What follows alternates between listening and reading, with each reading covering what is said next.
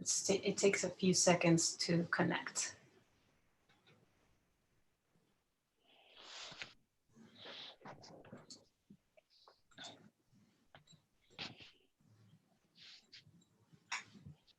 I'm just going to mute.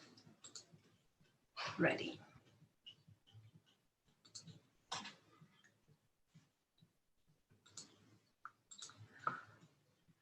Buenos días, estamos ya conectados con Michelle Dyer. Vamos a dar unos segundos a que la gente se vaya conectando. Estamos conectadas vía Zoom y vamos a tener esta conversación interactiva con las personas que se vayan conectando y que vayan haciendo sus comentarios en YouTube. Voy a dar unos, I'm just going to wait a couple of seconds. Seems like people are still not coming in. Yeah, not quite good enough at Spanish to do the whole conversation in Spanish, but at least I understood that first part. Okay, cool. No worries. I remembered you speak some Spanish. Yeah. I like to, at work, I like to not tell people though, so then I can listen in and then they don't know. Cool.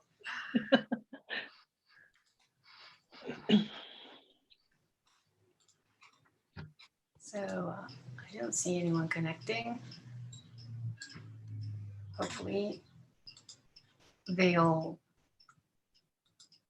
catch the conversation. They're used to having the Zoom link, and so they log into the link. But anyway, so I'm just going to start so that we take advantage of the time, our time together. Great. So first of all, for those connecting, I am very, very honored to welcome Michelle Dyer, who is Vice President of Risk, Compliance, and ESG, which stands for Environmental, Social, and Corporate Governance. Is that right? Mm-hmm. And for American Express Global Travel. She is also, well, I'm going to give her whole bio in a second, but first I want to welcome everybody to this weekly series of conversations with leaders for sustainability. And the goal of these weekly conversations, these weekly talks, is to bring you guests, ideas that will help your projects and organizations become more sustainable. So if you're here, it is because you believe that a more sustainable world is possible for all, and because you want to learn or keep learning around sustainability, leadership, social enterprise, and creating a positive impact in the world. So thank you for being here, Michelle, and thank you for those who are connecting. I'm going to introduce myself for those who don't know me yet. I am Itzel Orozco. I am a consultant and teacher and researcher on sustainability, business strategy, and social responsibility. Also working with leadership and social enterprise. And now I'm going to give a proper introduction to Michelle. Michelle is currently Vice President, Risk, Compliance, and ESG at American Express Global Travel. She leads all risk and compliance matters in Europe and Africa, as well as mergers and acquisitions, compliance, and sustainability initiatives globally. Michelle was also a principal at Intersection Partners, a private equity firm investing in sustainable businesses, where she founded ReCommunity, the largest pure play recycling company in the US, later acquired by Republic Services. Before this, Michelle served as Chief Operating Officer of Second Nature and co-founded the President's Climate Leadership Commitments, a network of more than 750 universities committed to climate neutrality and education for sustainability. Michelle has also held various merger and acquisitions, transformation, and sustainability advisory roles throughout her career. And she is a renowned thought leader on corporate sustainability, education for sustainability, and climate change, has delivered more than 100 keynote and panel presentations and authored several academic publications. She also represents the global business travel at American Express as advisor to the World Travel and Tourism Council, including its Human Trafficking Task Force. And as an advisor, board member of the Global Travel and Tourism Tourism Partnership. Sorry. She has a bachelor's degree on art and culture studies from Simon Fraser University in Canada, and a master's in science in sustainability from the Blacking Institute of Technology, which is where I met her. She also holds an MBA with a focus in finance from Northeastern University. So please help me and welcome Michelle. I am honored to have you. I'm so happy to have you. And I can't wait to hear all of what you've been working on in this very short time we have. So thank you for accepting to be my guest. And I am so happy to have fellow MSLSer in this series of conversation. You're the second one. I had Mauricio a few weeks ago. Actually, he was the first one. We started with him. So welcome, welcome, welcome. Oh, I'm going to watch the Mauricio one. Mauricio was my thesis partner, so I'm going to catch up on all the things he's been doing in Costa Rica. Yeah, he's been busy. That's great. Well, it's really nice to be here. I'm really looking forward to catching up with you and talking all things risk compliance, ESG, sustainability, and why it's important. Yes, exactly. So could you start telling us a little bit about risk and compliance and why is it important for companies to look at these topics in moving forward with sustainability? Yeah, I mean, different companies, they enter into the sustainability conversation in different ways. And so, you know, it can come from an inherent interest. It could come from external pressures. You know, in my role as risk and compliance, that hat that I wear at GBT, you know, let's start with the risk component. So when you're thinking about corporate risk, you want to understand the full spectrum of risks that are facing a customer. You know, your business needs to look at regulatory risk and external pressures, internal factors, and you know, you want, like I said, you want to understand that full spectrum. From a sustainability perspective, we have evolving customer priorities around sustainability. So I'm seeing a lot of requests from our commercial team around client queries around what we're doing for sustainability and what we can do through our services to help our clients meet their sustainability goals, for example. You know, it might not be as relevant to the travel business per se, but I mean, you know, in certain businesses, resource constraints, supply chain management, that sort of thing, especially in manufacturing industries, et cetera, that would be an important risk factor to be considering as well. Employee talent recruiting and retention, that's a huge factor right now. Everyone knows about the war on talent right now, or war for talent, war on, war for. You know, employees really want to be working at companies where they feel like they're aligned with their values, where they're working for a company that has integrity, that acts with integrity within everything that they do. And so a lot of, especially millennials that are really starting to enter that stride in their careers, they really care about this. So that's important from a recruiting and retention perspective.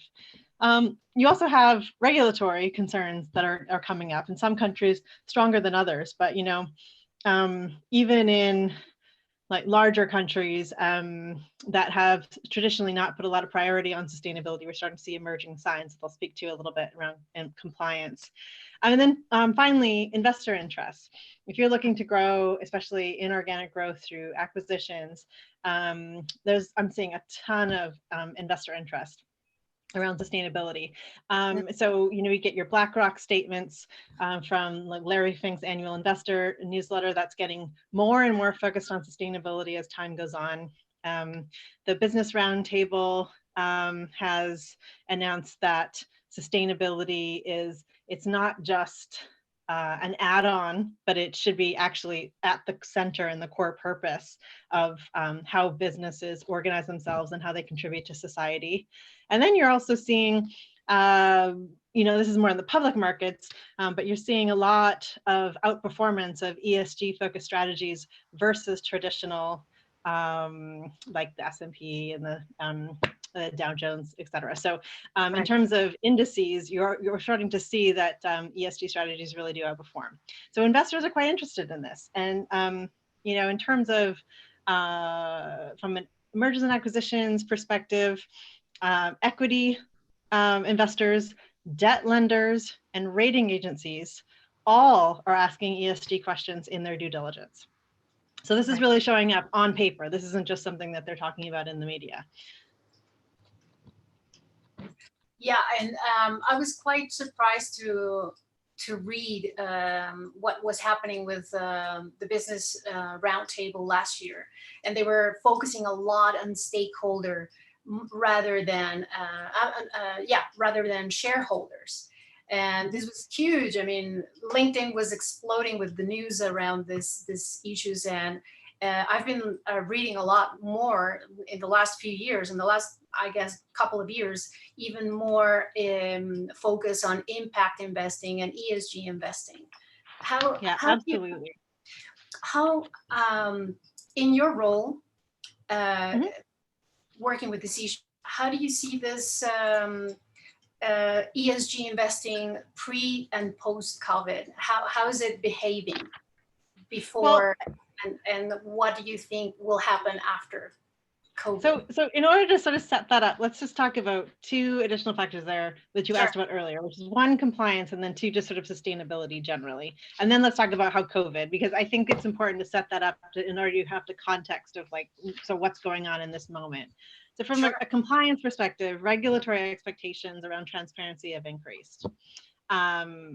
If you fail to lead on sustainability, you become vulnerable and reactive to regulatory changes and enforcement action potentially.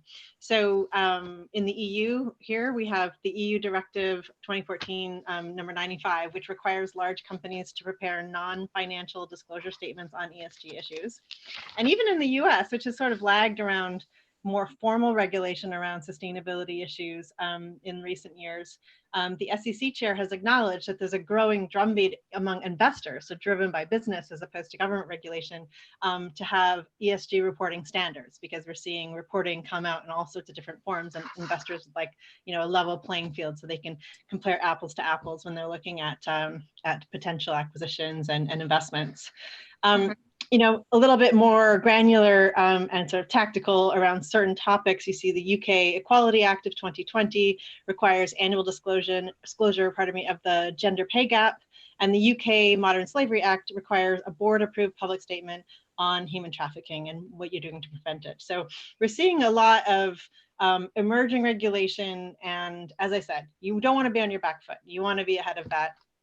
And that can give you a competitive advantage for those people that are not getting ahead of it when regulation tides shift, and they can do that quite suddenly, as we've seen in some countries. So that's from the compliance perspective, and then looking at just sort of sustainability generally. Maybe your audience is going to already be there, but it's a fact of physics that how we're organized is not sustainable. That's just a fact. But when we're talking about the ability to sustain a thriving society, which is what we're talking about, we're not talking about saving polar bears and stuff. That's very interesting to certain demographics, but at the heart of what we're talking about with sustainability is sustaining a thriving civil society, and whether or not we succeed at that is a matter of whether or not we care about that. So how much we care about reacting to and responding to these facts of physics. In absolute terms, if our civil society doesn't survive, it's probably not a huge tragedy if we do not.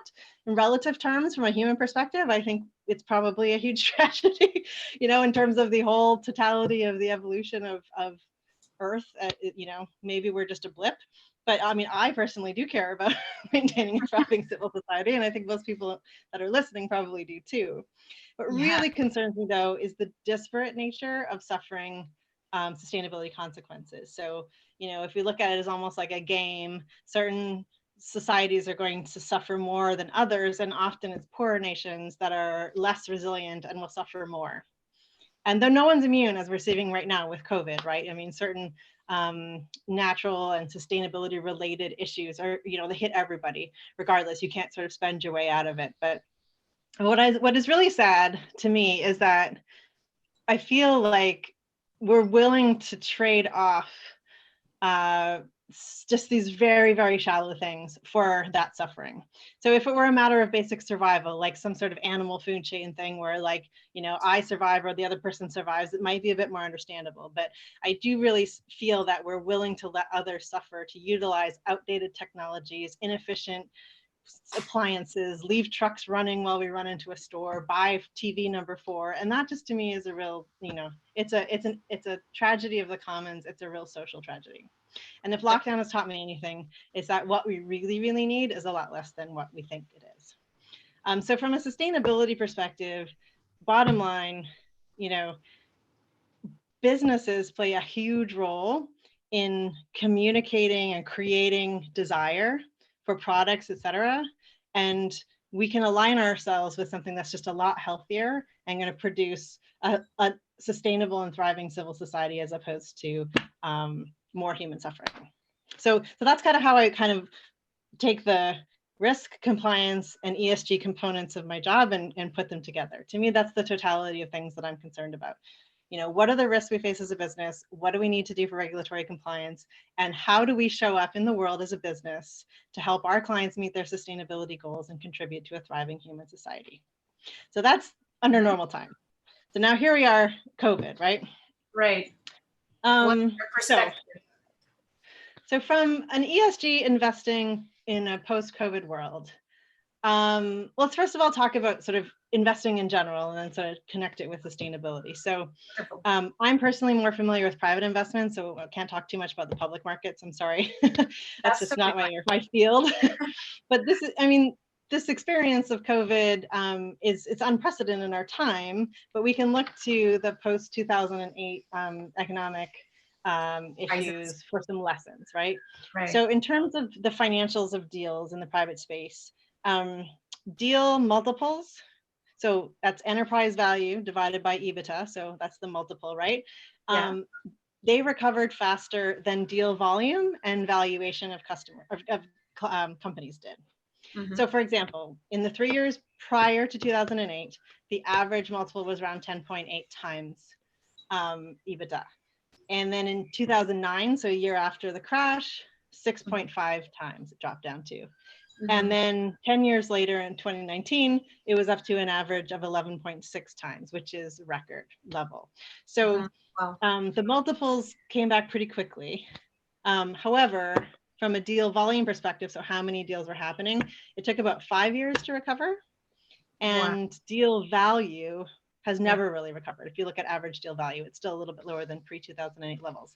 And so I think a lot of investors from a financial perspective are trying to balance their desire to be prudent with not wanting to miss the boat on opportunity because they were a little too conservative following 2008. So what you'll sort of see in the next little while, I think it'll be sort of a balance of those two feelings in the investor community. So more going towards a conservatory approach to investing, you would say? Yeah, so being conservative in terms of being prudent around your choices while also placing money and not being so conservative that you don't invest at all. I think that's my prediction. So when you think about how can you be conservative while also placing money, that places a huge emphasis on transaction diligence. So everybody seems to think it's going to take longer. So average transaction diligence was around 6 months pre-COVID, and I've seen predictions all the way up to 18 months. And I think that'll depend on what kind of acquisition it is, because if it's a bankruptcy, fire sale, things have to move a little more quickly, just because that's the nature of the transaction versus something that's private or what have you. So we'll see that. But what's really critical here, though, is the concept of trust, right? So diligence is about understanding what you're buying. But the process of it is also about engaging with the people that they're selling to you. So gauging whether you can trust them, that what they're selling to you is what you think you're buying. And also the people that you'll be working with post acquisition that'll stay on, right? Right. And trying to build trust over distance without physical site visits or in-person meetings is really difficult. I don't know of any precedent for this where we've had an extended period of virtuality in the due diligence phase. So challenge. That's a huge challenge. yeah, right. So, Right. especially looking at it from someone in the travel space, I see that very, like, from an investor perspective, there'll be a lot of desire to get back on the road as soon as possible because that trust really needs to be there. And especially if you're buying a factory or something, you want to see it. You want to make sure it's really there, right? Yeah, absolutely. So then in addition to that, you'll have sort of a lot more pressure in the in the due diligence phase around basic financials, pressure testing the balance sheet, making sure that the forecasted cash flows are solid so that, a company has the ability to weather any COVID impacts and also sort of take this opportunity to build for the future. So that'll be more critical than ever before. And then I also sort of anticipating a trend around increased cyber diligence, because as you're relying more on technology for a mediated experience, et cetera, then you want to make sure that that cyber security is really solid. And you're not going to be buying any historical or any historical liability around data breaches and that kind of thing. And then third, synergy modeling is going to probably need to account for, some things that maybe weren't there before, or maybe weren't at the front of mind, like supply chain resilience. You, instead of getting super lean on your supply chain, you might want to build in a little more redundancy than you have in the past, just to sort of, make sure that you're protected against COVID impacts. So that's from the purchasing perspective. Now, looking at private equity buyers like funds, in terms of attracting investment. If you're raising money from limited partners, again, that trust is really paramount, right? So in a world where you don't have the ability to connect in person, it's fairly unprecedented. So it'll be interesting to see what happens. Looking at trends after the first European lockdown in about February, LPs on average got quite cautious about allocating their capital.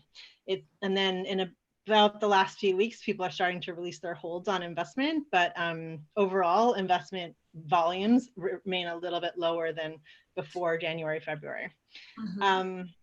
From now that it's sort of mid-year, I suspect that most LPs have committed their 2020 private equity budget. So, I think about 50% through the year, you'd expect them to be over 50%, up to maybe 80% committed with their strategy. But in terms of that sort of remaining allocation and maybe into next year, they might be a little reticent about placing money with new general partners. So, and that, I think that reticence will be driven by a lack of face-to-face interaction. Again, you sort of want to look someone in the eye before you give them, $10 million or more. Definitely.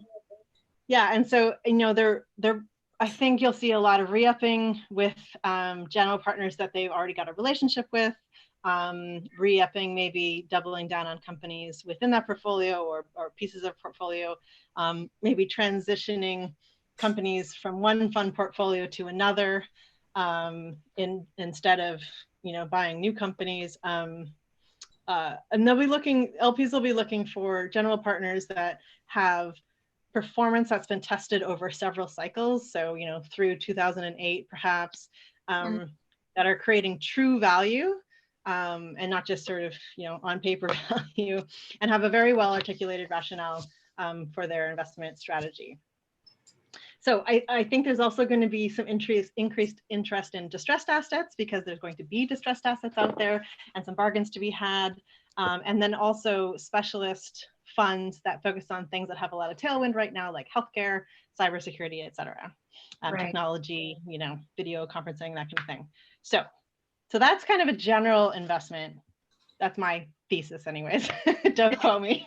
We'll see if my crystal ball is correct. So if you think about that and then kind of connect it with ESG, that focus on value creation and a well-articulated rationale is critical. So that brings us back around to the ESG, right? So if you have ESG strategies, for example, showing in the public markets that they're outperforming traditional strategies, that can help bolster your well-articulated rationale. And businesses that incorporate sustainability principles in their business strategy by nature are going to create value. They're creating value more than just financial value. They're creating societal value as well. That's what sustainability is all about, right? Right. And one thing that I sort of never understood is the initial reticence amongst investors to include ESG principles in their analysis of companies, because it seems to me you want your rationale for investment to be underpinned by as many data points as possible. So why would you not want to know more information, even if you didn't think it's important as the other things like the traditional metrics? It's still good to know, Yeah. But so maybe people or leaders in the organizations are not used to looking at these issues or these indicators. Well, absolutely. And you have things like short-term value kind of undermining what we know to be important for long-term value, right? So you have that you've got to play those dichotomies, and that is a little bit difficult in fairness. Mm-hmm. But if you understand the connection between sustainability principles, ESG principles, and long-term value, especially when you're looking at 5+ year holds in a company as opposed to quarterly economy, then Right. that's to me going to really help articulate that story about value creation. And it sort of remains to be seen, because ESG and impact investing still emerging. It's definitely gaining some momentum. But I saw in a recent webinar that approximately 1/3 of the investors that they had polled expect an increased focus on ESG implementation in investment. And as I said, at GBT, we've experienced that where we've had diligence on us, people asking us questions about ESG as well. Now, how much that's weighted in their decision, I don't know, because I haven't had those conversations directly with them, but I know that they're asking. So they wouldn't be asking if it didn't matter. Right. Especially but then, with, sorry, I was going to say, especially after BlackRock's announcement and the business roundtable, this has been taking a lot more attention, I think, from previous years, in my view. Yes, yeah. And so in terms of a post-COVID investment world, COVID itself may be seen as a black swan event, maybe, but given that, investors will be less flexible and probably have less understanding and flexibility around poor performance for any other reason, right? And so to the extent that you can use ESG and your understanding of sustainability to kind of make sure that you're really doing that value creation, that you have a really solid rationale, then I think that gives you an advantage. Mm-hmm. Great. So we have a couple of questions from our people, our watchers, our viewers. One of them is asking, I don't know if this is down your department, but this is, Eduardo is asking about CO2 emissions. So I'll read his questions. What are the initiatives that the tourism sector is thinking related to reducing greenhouse gas emissions that contribute to climate change? And somebody else has a similar question, Ana Maria, but related to the aviation sector. I know this is not necessarily your department. Oh, yeah, no, that's right at the heart of what we do. So as a travel management company, just to be clear, so we are a connector between people who purchase travel for corporate needs. So large organizations, because we mostly service people that have the need for an organized travel program that has a crisp policy, that needs to be very focused on duty of care for its travelers. So that's the kind of company that would be interested in a travel management company services like us. So we connect those customers to the products provided by suppliers. So for example, an airline. So we don't actually sell, we don't actually sort of buy the tickets and resell them. We connect that purchase, right? And so we're sort of at this really interesting place in the whole ecosystem of travel, because we don't actually make the final decision around whether or not to purchase. That's the client in our case, and we don't actually do the emitting. That's the airline or the hotel or the car company, right? So, so for us, we actually we're a services company. So in terms of, in the grand scheme of things, our carbon footprint is actually relatively small. We have a large virtual workforce. We have very little commuting. We have a small real estate footprint relative to the size of our company. So our footprint's quite small. But we're certainly working on our own footprint in many ways, but where we can really do good in the world, larger than, in our own work, is in that ecosystem. Right. And so what we are doing is connecting the voice of the customer and their interests in reducing their scope 3 footprint, and connecting that conversation with the suppliers that actually do the emitting. So there's a couple key drivers, I'd say 3 key drivers that we're seeing in GBT for emissions reduction in the travel sector. One is public interest. Just general public sentiment is definitely trending towards climate action, compared to, say, post 2008, when there's, the global financial crisis really shifted people's focus a little more on financials than non-financial metrics, right? In this case, COVID, just as a quick aside, we did, was it us, or I think it was actually the Institute of Travel Management that recently had their annual conference, and they did a poll of all the participants, and 96% of the travel buyers said that sustainability is going to be more important than ever post-COVID in their travel buying strategy, which is amazing. I don't think I've ever heard of anything where 96% of people respond yes. So that's really heartening, because, I wondered if, like the global financial crisis, if sustainability would start to take a back seat. So I'm really glad it remains high in the agenda. Yeah, this was a global survey.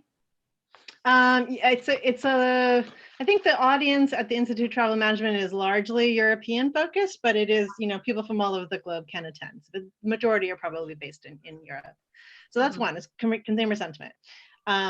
Second that's great, and is regulation and self-regulation, in this case, the CORSIA initiative introduced in the aviation sector. So this is a commitment by airlines to make reductions over time, and so airlines have been setting up for this. It's going into effect now, and they're setting up for efficiencies, new technology. buying new. Right? Yeah, new technology, buying new aircraft, operating them in different ways, et cetera, in order to reduce emissions. Now, this is an area I do feel a little bit concerned about because of the financial hit that the airlines have taken with the lack of travel. That kind of investment, that kind of upgrade requires investment. And so, to the extent that they have financial priorities focused around, the basics coming out of COVID, then that will just make it more difficult for them to achieve the efficiencies and things that they have committed to under CORSIA. And so I hope that stays on track. But that's an area that, I feel a lot of empathy for airlines, because, as I said, buying a new fleet of aircraft is a very expensive investment.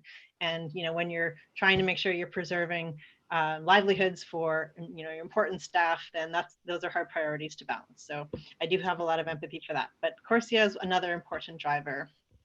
Want to pause and just wanted to make a pause and mention to the people who were asking this, global American Express, or GBT, Global Business Travel for American Express, is more like a catalyzer rather than a company who's actively selling trips, right? So you guys can be a leading voice in companies taking a step towards a more sustainable strategy for their companies in reducing their carbon emission or CO2 emissions. Yeah, or greenhouse gas emissions. Exactly. And that brings me to the third key driver. But beyond sort of broad consumer sentiment, our customers are really interested in reducing their own footprint. And so now this is pure speculation on my part, but I suspect that I've sort of noticed, coming from other sectors working in sustainability in other areas, that travel was sort of less focused on until more recently. And my suspicion is that companies were focusing on their scope 1 and scope 2 emissions, things that were very much within their control on their on their footprint of their campuses, et cetera, Mhm. first. And so once they kind of got that under control, then they started looking into the supply chain, into the scope 3. And so, you've seen a lot of the leaders that have been working on that scope 1 and scope 2 and really got a handle on that, turning their focus to the supply chain quite intensely. And, we are often the business travel is one of the biggest scope 3 emission sources, commuting and business travel essentially, right? So that's an area where now they're suddenly, getting very engaged and looking to us to help them. So we have, a ton of products that we can help in terms of reporting. So we provide reporting on emissions associated with travel. We also have consulting services where we help look at how the travel policy is designed and how that can encourage more sustainable travel. We also are one of the largest organizers of meetings and events in the world. And so our meetings and events team is upskilling our whole team globally to provide green meetings and event services. So choosing venues that are more eco-conscious, reducing waste, making sure that the meetings are connecting with the culture of the places that they're visiting. So there's a lot that we can do to really help customers that are very keen to focus on their scope 3 emissions, help them achieve their goals as well. Wonderful. And I'm sure you had a lot to do with that, with those initiatives. Leading it's a team effort. Implementing, of course, it is a team effort, and there's a very smart mind that is helping your company, which is you, folks. You're a smart cookie. So I had another question. Actually, there's a couple more questions from our viewers. Pilar is, we have, by the way, we have people connecting from Tijuana and different parts of Mexico, from Colombia. They all say hi. And Pilar is asking, what is the relationship of, what is the relationship between sustainable leaders and their level of emotional intelligence? Ooh, that's really a good question. I think that comes down to how much do you care? So there's a science of sustainability and there's an art. And you'll remember hearing this Itzel from Carl Henrik, right? Yes. The science, you can't argue with the science. You can decide to close your eyes to it, but physics is physics. Like, there's a finite amount of matter and energy on this planet, and there's one source of energy that comes in, and it's the sun, and there's a greenhouse gas layer that either traps that heat or it doesn't. There's just things that are immutable scientific fact. So it's important to know that. It's important to understand the facts so that you know what you're talking about and you know where to start when you want to take action, right? Right. Now, how bad we're willing to let it get and for who, that is an emotional decision. That is the art of sustainability. And so you the art is, first of all, to be able to illuminate that fact that it matters to care about how bad it gets for other people. That is an art of I think that a communication that requires a tremendous amount of emotional intelligence. And coming from the travel industry, I also personally believe it's really the good that travel does for society. So it's very difficult to care what happens to people if you don't have relationship with them. And it's very difficult, not impossible, but it's difficult to have relationship with people if you don't actually see them and see where they live and understand who they are. And so to me, that's the good that travel brings to the world. Travel connects people. It drives economic activity, as we're seeing, right now when we can't travel. Look at the terrible impacts to the economy because of that, right? So I think when we're talking about sustainability more broadly, travel gets a bit of a bad rap, and I think it's disproportionate to the actual impact of, air travel is like 4% of the global emissions, which is not nothing, but considering the amount of good and connectivity and emotional relationship and trust that gets built and the binding of the social fabric that is caused by travel. I think, Right. that's the part we need to keep in perspective. So let's decarbonize it. Absolutely. Let's make it so you don't have that, feel bad about travel, but like, let's not throw the baby out with the bathwater and just really appreciate the good that travel brings. Right. So, to me, like, people that the emotional intelligence and travel often go really hand in hand, because if you have emotional intelligence, you want to engage with people, you have empathy, and that, I think there's an intellectual curiosity about meeting other people. So that's my plug for travel. But I think like I said, the extent to which you care how bad it gets and for who, that's a question of emotional intelligence. And so it certainly helps. It's not impossible. And one thing that was really great about the program that Itzel and I did was that it was a combination of understanding the science of sustainability and obtaining the strategic leadership skills in order to lead people. Because you can understand the science of sustainability all day long, but if you're just, rammering on and on about it and you can't enroll people to the idea of doing anything about it, then what's the point? Now, on the other hand, you can be a great leader, and if you don't understand sustainability, you can lead people over the cliff to certain disaster. So you need both. You can't be too far on one side or the other. You need to understand the important bits about like the science, but you also have to have the leadership and emotional intelligence skills to actually enroll people to the idea of doing something about it. Which is an art. Which is an art. And sometimes it's a practice too. Sometimes we're better at it than others, right? Sometimes you just want to like, oh my God, just do this. And then, okay, yeah, like definitely influence the influencers and do all the things. I know. So it's adding to what you just said, I would say it's an art. It's also about personality, because there are different types of leadership, right? And because of the background that each and every single leader has, it can make a much bigger impact in the right position at the right moment with the right people. Yes, And absolutely. I felt so empathetic about what you were just saying about traveling and connection. And I had, for the longest time, I had this guilt of, oh my God, should I travel? Should I not travel? Because I'm going to contribute to CO2 and greenhouse gas emissions and stuff. And for many years, I cut down my travel to zero. And so I would not travel by plane. But then I was asking myself, am I missing out? And most of all, is somebody else missing out on connecting and learning and doing something around sustainability if I don't go, if I don't show up to a certain conference and whatever? And then just last year, I was invited to the Women Economic Forum in Cartagena in Colombia. And I connected with a lot of people personally, people that I had been talking to over WhatsApp or email or even Zoom or Skype.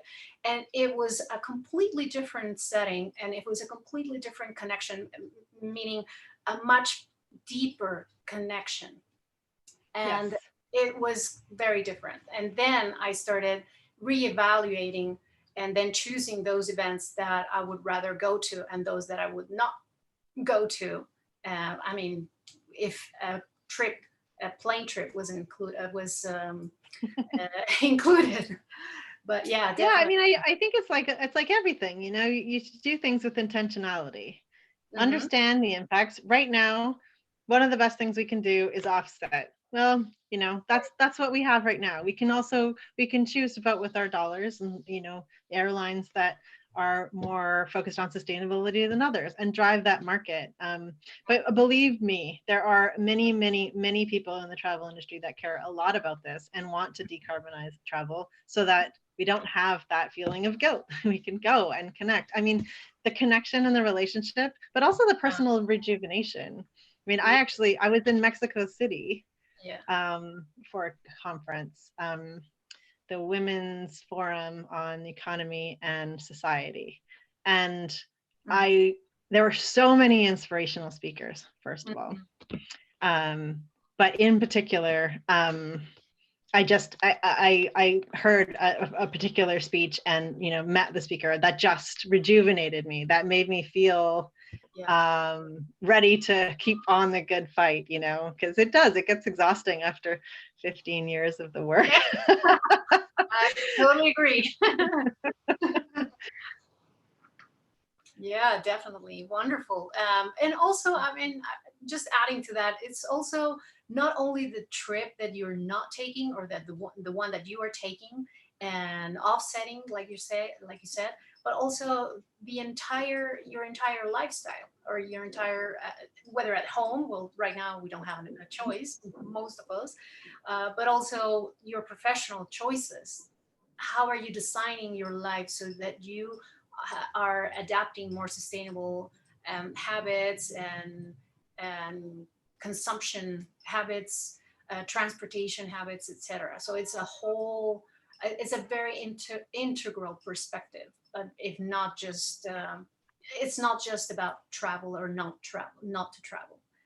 Um, Absolutely. And it's so about consciousness. It's about making conscious choices yes. and understanding your impact and thinking about it in the context of what's the value. And Mhm. I know from meeting with clients, I speak with clients all the time, and I understand their priorities around sustainability. And I have to tell you, a lot of discretionary travel, so Mhm. travel that we choose to do, has been Mhm. squeezed out of business travel already from an economic perspective. They're not wanting to spend money on Yes, travel for no reason. I agree. So I think business travel is also a little bit unique to leisure travel. Leisure travel is discretionary. There's some destinations that are getting sort of over traffic and stuff. So, it's a totally different conversation, and, we could have a whole nother hour on that. But in the business travel space, people are making the decision to travel for very important reasons. They're connecting, they're driving the economy, they're driving the success of their business. Right now, who's traveling? Médecins Sans Frontières, saving lives, like, UNICEF, saving children, companies, pharma companies that are looking for the vaccine for COVID. There's important reasons to travel in the business context. So it's important to understand that as well. Yeah, thank you for that. So we have another couple questions. Edgar, who is connecting from Houston, welcome. He's asking, what is the role of ESGs in the definition of a new social deal? Is it a new social deal or the new Green Deal, Edgar? New social deal. I'm a bit of two minds about this. Okay, so my sustainability hat would really like to tie investment, like recovery type massive investment Mm-hmm. from government to green results. But I mean that broadly. Mm-hmm. I think trying to tie it very specifically to certain metrics and stuff might be a little unfair, because you have different companies starting from different places, and you don't want to exclude people from starting the journey just because they didn't start it already, right? You want to meet people where they stand, and the point is to travel as many people towards sustainability as possible. So you don't want people to sort of be outside of that.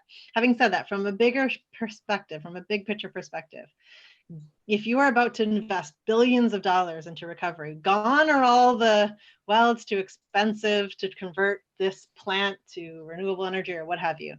You have billions of dollars to spend. So when you're going to spend it, let's invest in something that at the very least provides flexibility for Mm-hmm. future and doesn't lock us into another 50 years of, some outdated habits of, you know, outdated technologies, inefficient technologies, et cetera. So that's where I feel like the perspective of sustainability should inform the investment strategy, just like impact investing. However, tying it to if you particular company want this funding or bailout package or what have you, then you need to, reduce greenhouse gas emissions by exactly this much. I think that might be a little too detailed and might miss the boat on some people that really care about sustainability and want to make it happen, but might not be able to meet those very, very detailed criteria. So I think we have to be balanced. Great, thank you. And Eduardo is asking, so companies are talking about ESG criteria, but he doesn't believe that they're investing uh, not as much in actions to implement it. So I guess what I gather is that they're talking a lot about ESG investing, but they're not like walking the talk. They're not like really implementing it.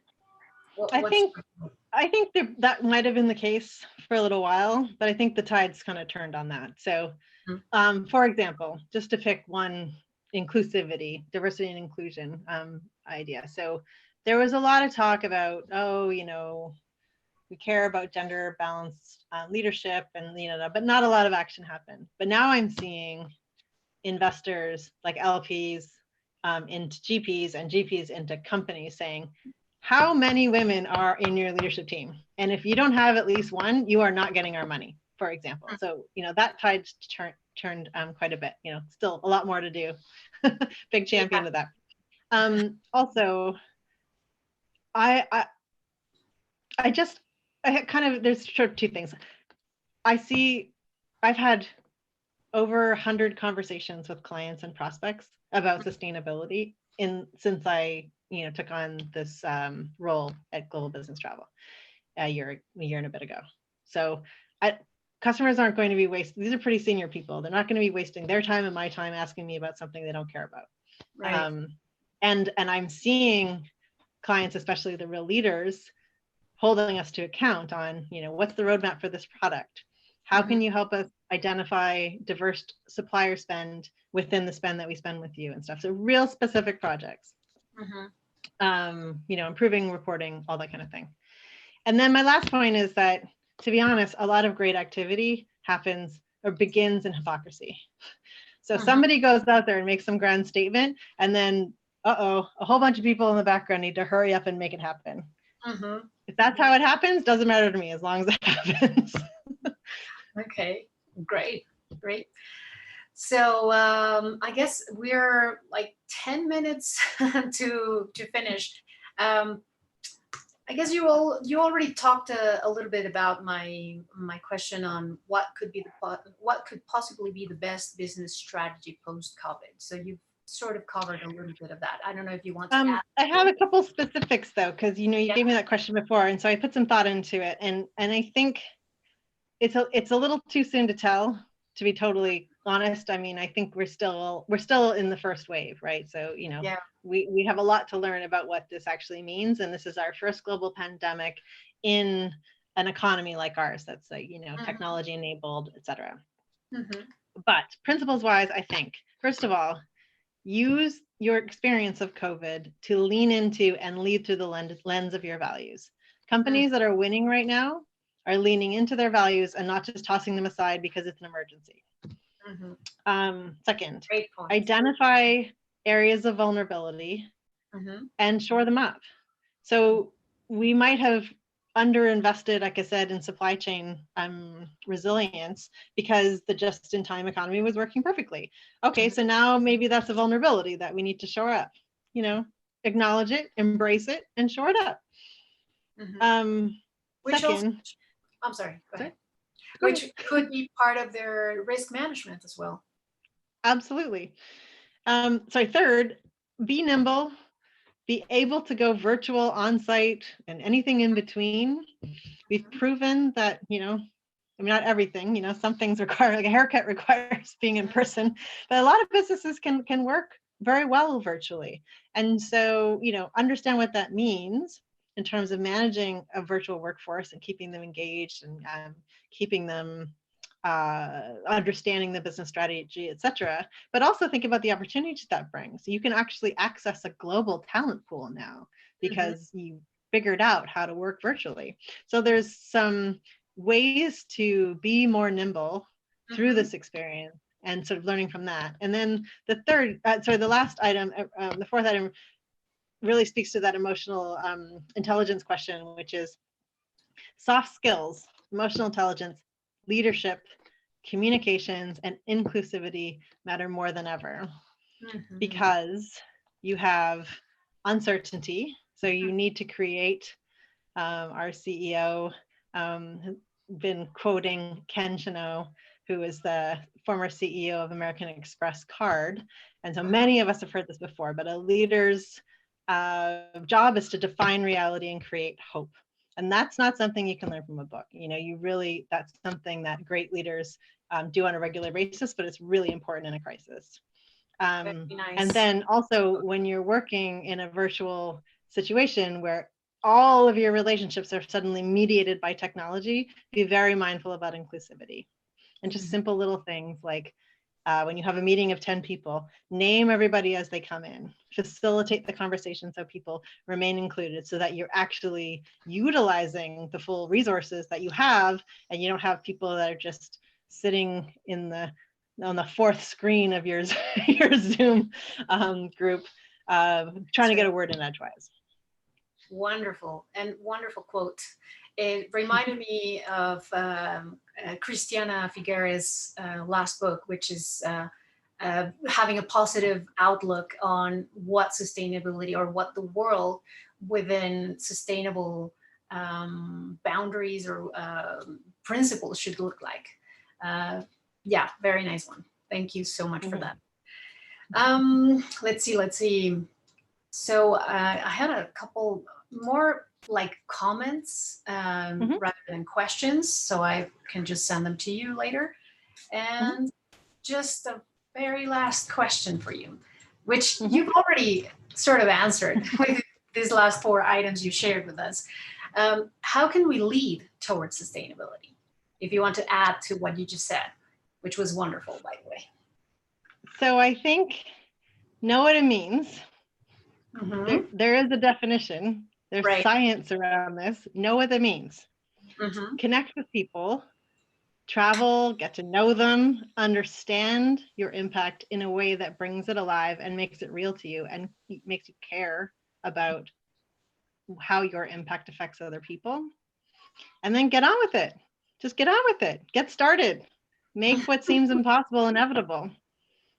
Wonderful. Thank you. Thank you so much. And for those who are watching, remember that tonight at 7 p.m. Mexico time, we have a masterclass. I'm going to give a masterclass, and we're going to talk about exactly these last few issues, like how to become a leader. And a lot of what Michelle said is what we're going to talk about. And that's probably because we shared the same learning from Sweden.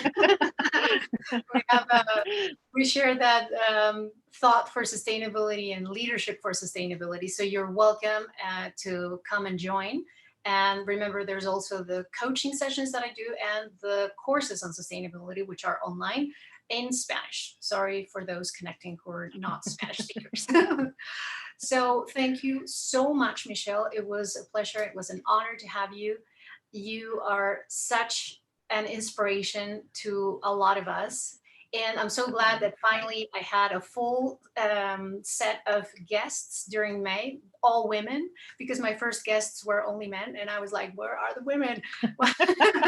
So I'm so glad that you accepted. And well, thanks for doing this. I mean, you're doing such great work all over Latin America and everywhere. So I'm so glad to connect with you again. And it's been great having this conversation. Get me all fired up to get back to work. Oh, thank you. Thank you. Well, I'm very inspired by you as well.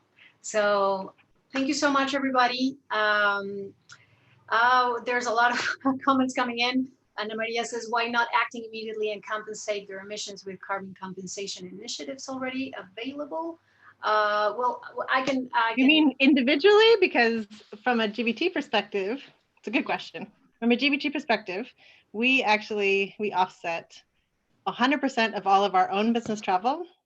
And we are committed to reducing our footprint 50%, our absolute emissions by 50% over the next 10 years. And we're going to offset our entire footprint. That's our next step. We were going to implement that this year. I'm just sort of, waiting to see, because we were trying to figure out our best baseline year, and now this baseline year is, a bit, it's kind of an anomalous year. So we're gonna, solidify the whole numbers, but we want it to be meaningful and real. So we'll pick a good baseline year, but yeah, so it's a great question, and we're walking that talk, and we're encouraging that. We have a product that we offer in partnership with several nonprofit offset providers to our clients in order to do that themselves. So it's a great question, and you should. Why not? Yeah, and Ana Maria, I should mention that if you are an individual and you're not like working for a corporation that does this offsets for you for your business travel, you can also do it as an individual. I have. Like Yes. by choice, you can offset, you can pay a quote, sorry, not a quote, a fee for your offsetting as an individual. So Yes. not every airline has them, but you can do it with several providers. So Yes. it is an option. It's there. It's been there for many years. So yeah, let's do it. Let's Yeah. keep on doing it. Michelle, thank you so much. And Great. Thank you. thank you.